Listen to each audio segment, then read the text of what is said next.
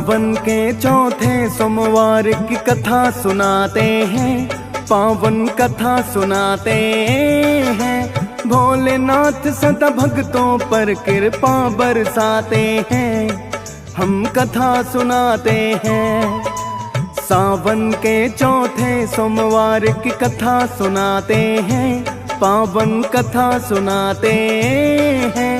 भोलेनाथ सदा भक्तों पर कृपा बरसाते हैं, हम कथा सुनाते हैं।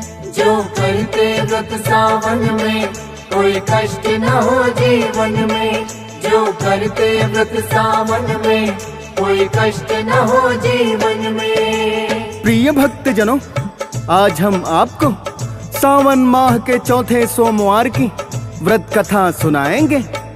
प्रिय भक्तों, यद्यपि सोमवार व्रत करने से भोलेनाथ और माता पार्वती दोनों की कृपा प्राप्त होती है, किंतु सावन सोमवार के व्रत का फल सहस्त्र गुना होता है। सावन माह भोलेनाथ को अत्यंत ही प्रिय होता है और जो भक्त विधि पूर्वक सावन सोमवार के व्रत को करते हैं, उन्हें भोलेनाथ मुँह मांगा वरदान देते हैं। साथ ही माता पार्वती की कृपा से जीवन की सभी बाधाएं दूर होती हैं। तो आइए भक्तों, सुनते हैं सावन के चौथे सोमवार की ये पावन कथा।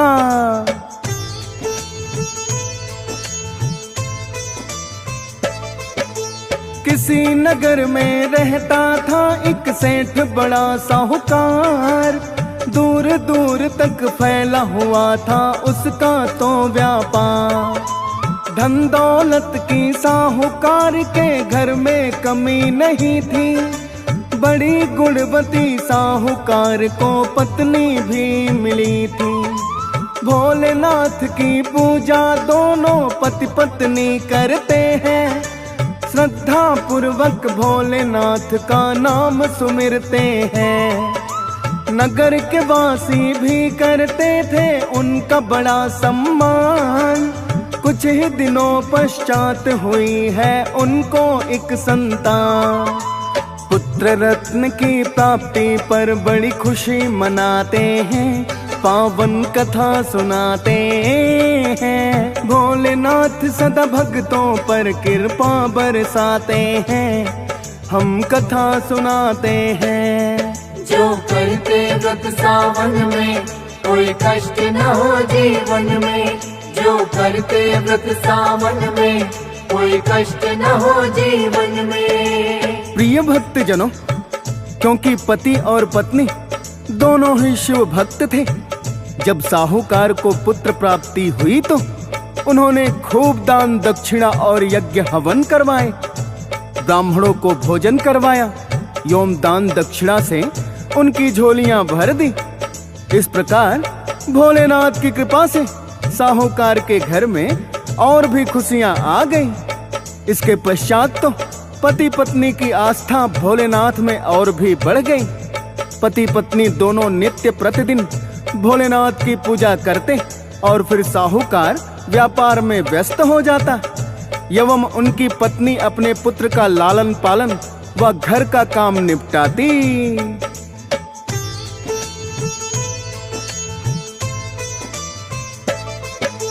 खुशहाली में पति पत्नी का समय बीत रहा है, धीरे धीरे पुत्र भी उनका बड़ा हो गया है। विद्या ग्रहण करने के लिए उसे गुरुकुल में भिजवाया, किंतु पुत्र का रहना दूर माता को रास नहीं आया। पुत्र कभी तो नहीं लगा है कभी पढ़ाई में मन, सोच रहा है मेरे पिता के घर में इतना धन, वो तो सब मेरा ही है, मेरे काम ही आएगा। पिता का भी व्यापार है, एक दिन मुझको मिल जाएगा। जाने फिर क्यों पिता दूर मुझे रखना चाहते हैं, पावन कथा सुनाते हैं। भोलेनाथ सदा भक्तों पर कृपा बरसाते हैं, हम कथा सुनाते हैं। जो करते व्रत सावन में कोई कष्ट न हो जीवन में, जो करते व्रत सावन में, कोई कष्ट न हो जीवन में। प्रिय भक्तजनों, साहूकार के पुत्र ने सोचा कि मेरे पिता का इतना बड़ा व्यापार फैला हुआ है, फिर भला पढ़ने लिखने की क्या जरूरत है। व्यापार संभालने के लिए मुनीम रख लिया जाएगा।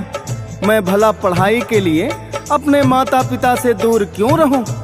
उधर इकलौता पुत्र होने के कारण साहूकार की पत्नी का मन भी नहीं लगता था।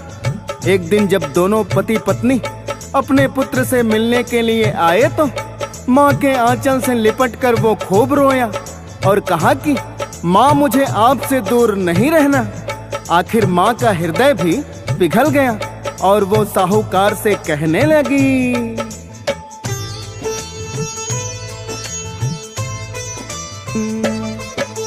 रोना पुत्र कमाता भक्तों सह नहीं पाई है। माता की ममता आखिर उसके आड़े आई है।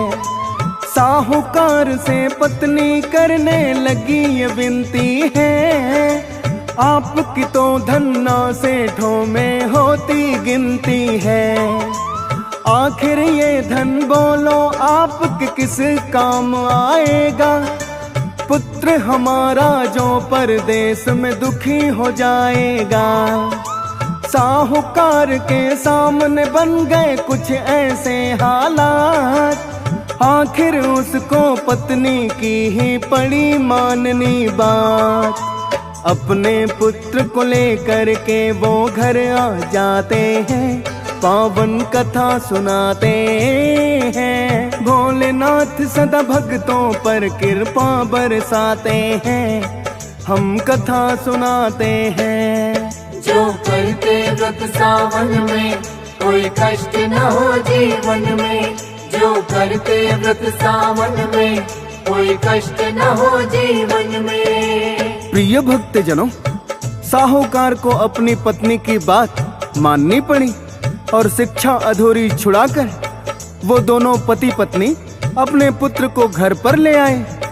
जब साहूकार ने सोचा कि अब तो इसे व्यापार में ही निपुण करना पड़ेगा, तो वो अपने पुत्र को पास में बैठाकर व्यापार के गुर सिखाने की चेष्टा करने लगा।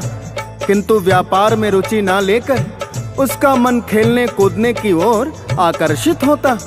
जब साहूकार टोकता तो पत्नी कह देती, अभी तो ये बालक ही तो है, आप क्यों इसे डांटते फटकारते हैं, समय आने पर सब सीख जाएगा।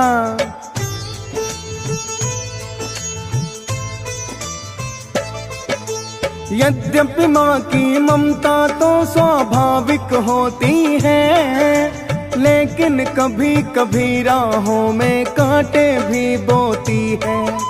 उचित समय पर ममता दिखाना कोई बुराई नहीं, पर उस समय न ममता चाहिए जहाँ भलाई नहीं। साहूकार की पत्नी ना ये बात समझ पाई, पति को लगी रोकने, पुत्र को जब जब डांट लगाई। पुत्र को भी माँ की ममता का मिला सहारा है, और हालात के आगे साहूकार तुम्हारा है। धीरे धीरे यूं ही दिन फिर बीतते जाते हैं, पावन कथा सुनाते हैं। भोलेनाथ सदा भक्तों पर कृपा बरसाते हैं, हम कथा सुनाते हैं। जो करते व्रत सावन में, कोई कष्ट न हो जीवन में, जो करते व्रत सावन में, कोई कष्ट न हो जीवन में। प्रिय भक्तजनों, कहते हैं कभी कभी आवश्यकता से अधिक लाड़ प्यार संतान के बिगड़ने का कारण बन सकता है। अतः माता पिता को यह बात समझने की आवश्यकता है कि वो अपनी संतान को किस समय पर और कितना लाड़ प्यार कर रहे हैं। साहूकार की पत्नी यही भूल कर रही थी। साहूकार पत्नी के कहने पर अपने पुत्र को पढ़ाई छुड़वाकर पहले तो घर ले आया, और जब व्यापार में लगाया तो उसका पूरा ध्यान खेलने कूदने में रहता। जब साहूकार पुत्र को डांटता तो पत्नी टोक देती। इस प्रकार साहूकार का पुत्र ना ही शिक्षा ग्रहण कर पाया, ना ही व्यापार के गुर सीखे। प्रिय भक्तजनों, अब धीरे धीरे वो युवावस्था में प्रवेश करने लगा।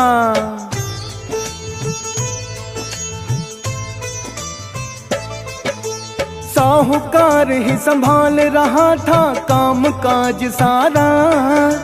पुत्र पड़ गया कुसंगतियों में, होने लगा आवारा। अपने पिता के कमाए धन को व्यर्थ लगा है करने। भविष्य के बारे में सोच के साहूकार लगा डरने।